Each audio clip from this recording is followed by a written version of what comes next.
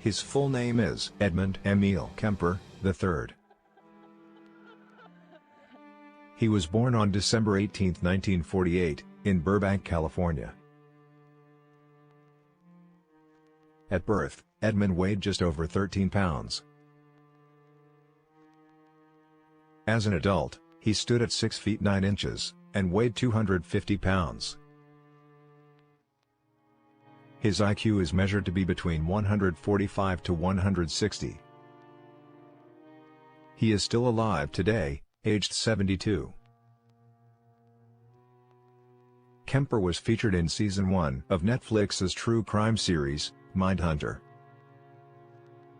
The life and crimes of Edmund Kemper were depicted in the 2008 film, Kemper, the Co-Ed Killer. During his crime spree, the press had nicknamed him, the Co-Ed Killer.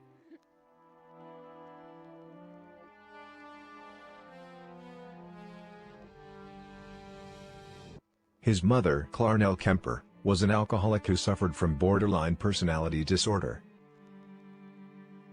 His father, Edmund Emil Kemper II, was a World War II veteran. Edmund has two sisters, Alan Lee, and Susan Huey. His mother refused to show her son any love or affection, for fear of turning him gay.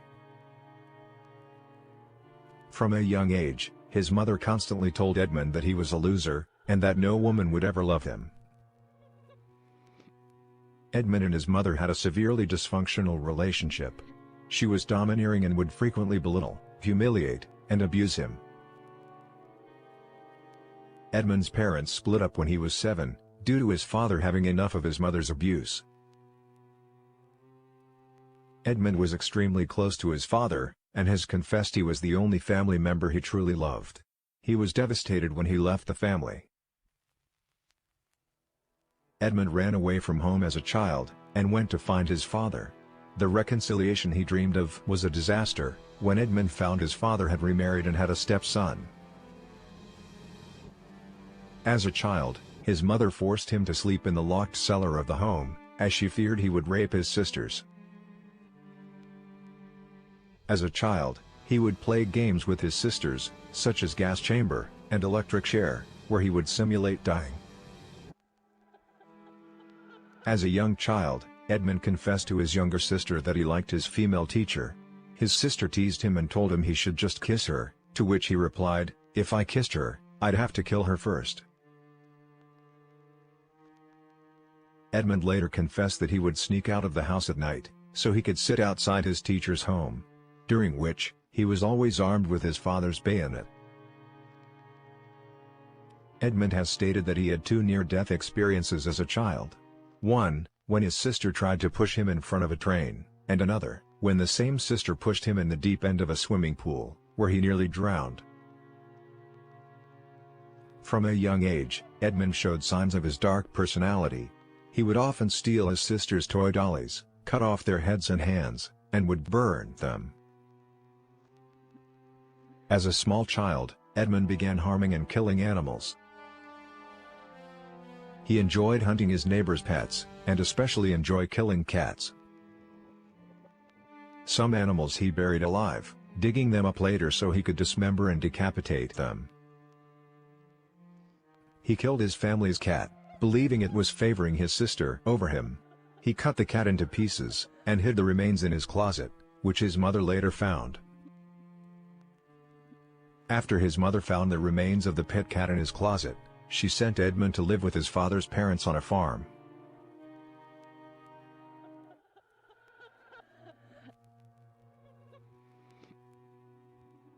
He committed necrophilic acts on the majority of his victims, including his own mother. The majority of his victims were dismembered and decapitated.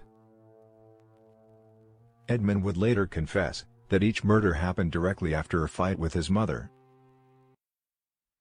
Edmund believed that each female victim was a surrogate for his ultimate target, which was his mother.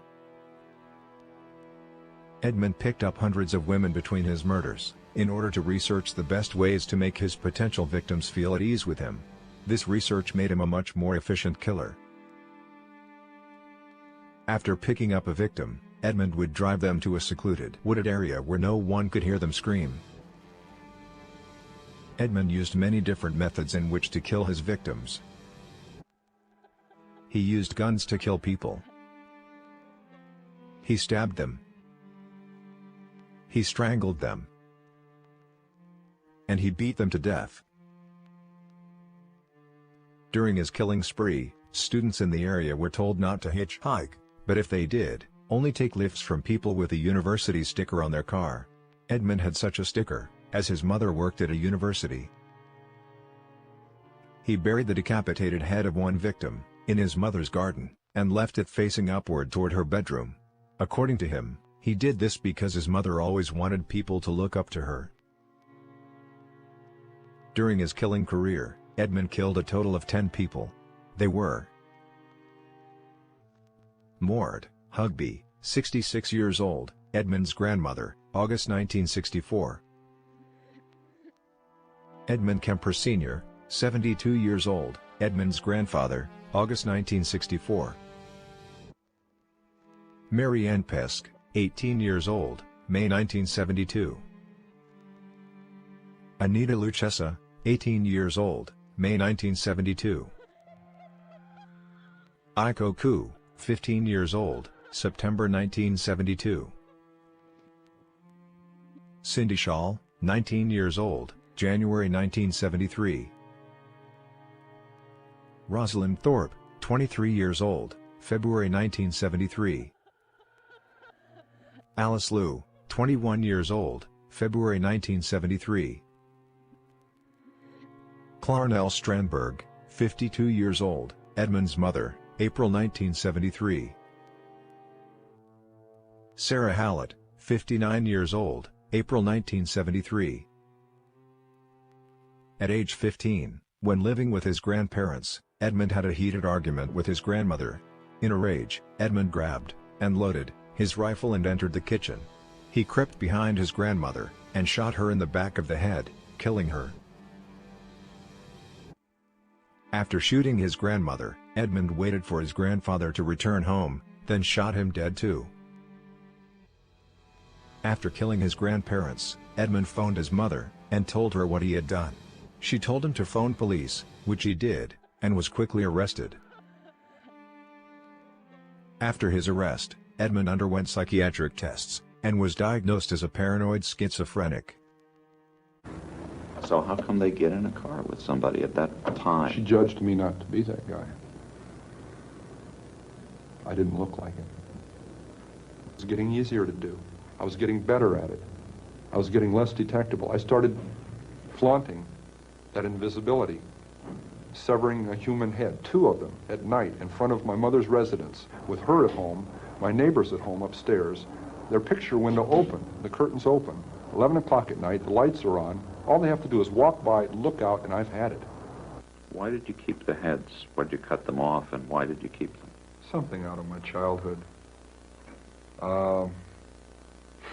I could put it on an incident. I mean, my father chopping the heads off of our 2 pet chickens and my mother insisting that I eat them for dinner. You know?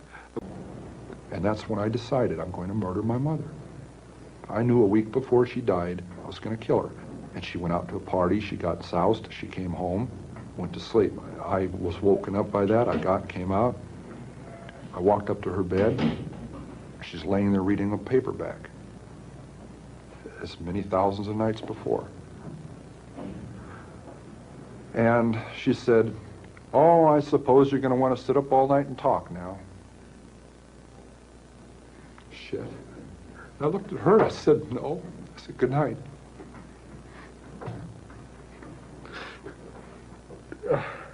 And I knew I was going to kill her, you know? And I'm so cold, it's so hard. And that's the first time in 10 years I've looked at it that way. I mean, that intensely, that honestly. It hurts. Because I'm not a lizard, I'm not from under a rock. I came out of her vagina. See? I came out of my mother. And in a rage, I went right back in.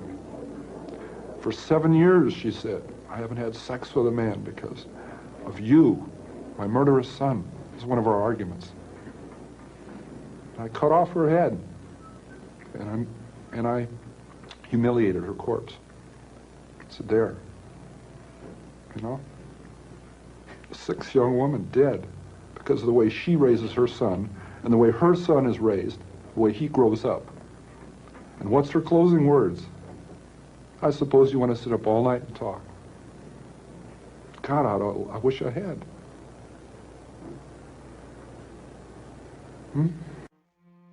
Aged 15, he was sentenced to spend a lengthy term at the Atascadero State Hospital.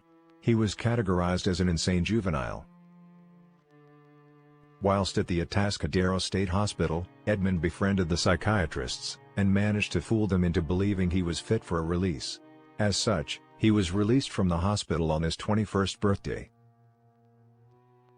Against the advice from the majority of the professionals at the hospital, Edmund was released into the care of his mother, who Edmund had expressed having a deep hatred toward. After being released from the Atascadero State Hospital, Edmund applied to be a police officer, but was rejected because of his size. His first murders as an adult were that of Mary Ann Pesk and Anita Lucchesa, on May 7, 1972. Edmund picked up the two hitchhikers with the pretense of taking them to Stanford University. Once he had driven to a secluded area, he handcuffed Pesk and locked Lucchesa in the trunk. After raping both girls, he stabbed them both several times, and then strangled them to death. After murdering the pair, he loaded their bodies into his car and drove home. On the journey, he was stopped by police for a broken tail light. But the officer never looked in the trunk, so did not see the bodies. He dismembered Pesk and Lucchesa, and scattered their remains in ravines and wastelands. Pesk's skull was found a year later, but no remains of Lucchesa were ever found. His next murder was that of 15-year-old dance student Aiko Ku, on September 14, 1972. The teenager missed her bus, so she decided to risk hitching a ride. When he parked in a secluded spot with Aiko Ku, he threatened her with a gun, and then left her in the car, so he could grab some rope from the trunk. Edmund locked himself out of the car, and left his gun inside. Amazingly, he was able to convince the girl to let him back inside. Once back inside the car, he choked her unconscious, raped her, then beat and strangled her to death.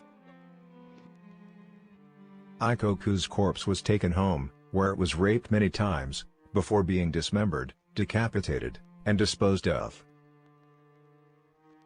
Next was 18-year-old Cindy Cheryl, on January 7, 1973.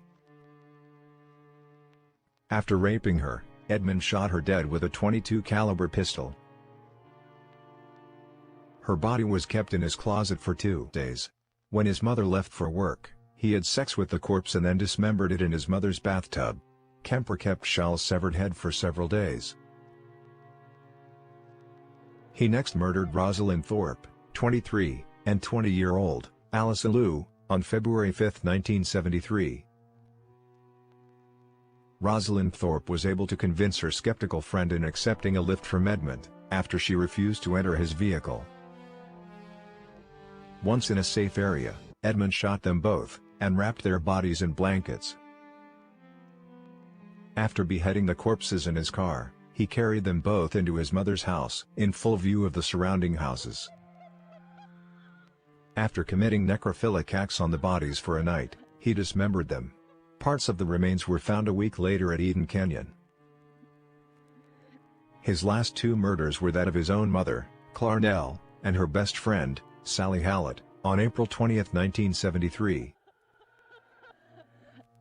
Clarnell came home late from a party, and when she saw her son at her bedroom door, she sarcastically said, "I suppose you're going to want to sit up all night and talk now." Edmund said no and good night, and left her to read her book. Later that night, he crept back into her bedroom, and struck her several times in the head with a claw hammer. When she stopped moving, he slit her throat. After she was dead, he decapitated her, performed sex acts with the head, and then put it on the mantelpiece, and threw darts at it. He also cut out her tongue and larynx, which he said he did because they were what she used as a weapon against him. He put the tongue and larynx in the garbage disposal, but it could not break down the larynx and so spat it back out. Edmund said it was appropriate after she'd bitched and yelled at him so often. Shortly after murdering his mother, Edmund invited her best friend over for dinner. When she arrived, he strangled her to death, and put her corpse with that of his mother's. After his final 2 murders, he fled to Pueblo, Colorado, driving the 1,000 miles non-stop. During his 1,000-mile trip, he had armed himself with 3 guns, and hundreds of rounds of ammunition, believing he would have to shoot himself free from police, who he assumed were now searching for him. The lack of sleep, and because of his worsening mental health, Edmund was extremely paranoid, and believed everyone was out to get him, despite the fact no one had ever suspected him of the murders. Exhausted, Edmund telephoned the police, and confessed to all 8 murders. However, they did not take the call seriously. He phoned again 6 hours later, and spoke to an officer he knew personally. When officers arrived at Edmund's location, they found him sitting quietly, and he did not resist arrest. When in custody, officers asked him why he had handed himself in. He replied, "The original purpose was gone," meaning his mother. At his trial in 1973, he was found guilty but sane. He requested the death penalty, but capital punishment was suspended in California at the time, so received 8 concurrent life terms. Edmund Kemper was imprisoned at the California Medical Facility, alongside serial killer Herbert Mullin and Charles Manson.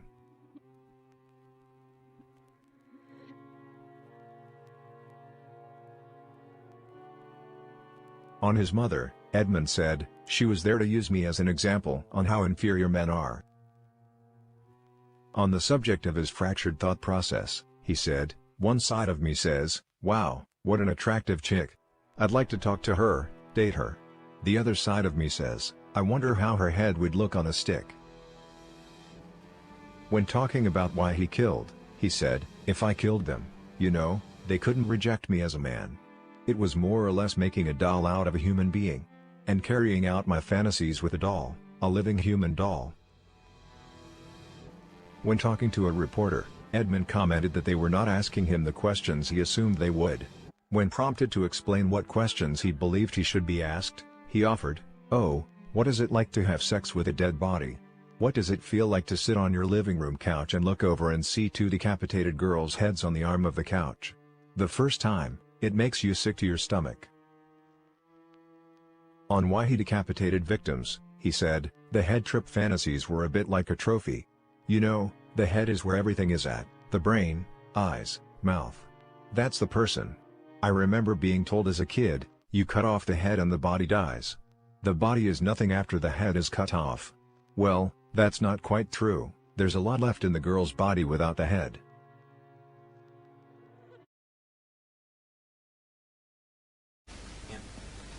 What were you feeling while you were killing? What? Well, he said especially the first 2, which were very messy. It was a shock that first time. That horrified me. I did everything stupid, everything wrong. If I were trying to get away with it, it was just really, really dumb. The knife I fell back on, that was a fallback position. I was trying to smother her. That didn't work. And she was struggling against that and arguing with me about it. And I got frustrated, and I reached in my pocket. I had that folding knife, and I pulled it out. And for a lot of years, and I made a point of saying back then with the investigators, when I pulled the knife out and locked it into place, it clicked. And she said, "What's that?" That's a quote. "What's that?" And she was kind of like a naggy kind of thing. "What's that?" And I couldn't figure out why she said that. Like, it's not that big an impact, a little clicking sound behind her, you know, amongst what's going on, and it hadn't been murderous up to that point. It had been an aggravation, and I had her tied up, or handcuffed. And it took me years for it to dawn on me, trying to look at it from different points of view to understand these things, why she said that. You know why she said that? Because I had brandished this gun, and I had cocked it once, and it clicked. So in her mind, very possibly, I had pulled the gun out and was going to shoot her. So she said, "What's that?" And thinking I've pulled the gun out now and I'm cocking it. Not realizing I'd pulled a knife out. I still had the gun in my pants. I stabbed her. She didn't fall dead. You're supposed to fall dead. You're supposed to go, oh, and fall dead. I've seen it in all the movies, right? Doesn't work that way. When you stab someone, they leak to death. They lose blood pressure, and you stab them more and more and more. You complicate it many times by where you're hitting, the pain you're causing, and the aggravation of the person involved, plus whether or not they leak a little faster. It wasn't working worth a damn. I stabbed her all over her back, and she even turned around. I stabbed her in the side and in the stomach once. Why? As she turned around, I could have stabbed her through the heart. But her breasts were there. And it actually deflected me. I couldn't see stabbing a young woman in her breast. That's embarrassing. I didn't say that to them back then, I don't think. I may have. But that's humiliating to admit that I was that affected by her presence. I stabbed her in the belly. That had to hurt worse. I didn't do it to make it hurt. I was trying to shut her up. And she ended up getting her throat cut. And I learned the term ear to ear, what that meant, because that's the way it went. And she went out of it completely right then. She lost consciousness and died probably just moments after that. But I just backed up out of the car. My hands are covered in blood, and I'm saying, oh God, I did it, I don't believe it, I did it, shit, I've done it. Now I got to kill the other one.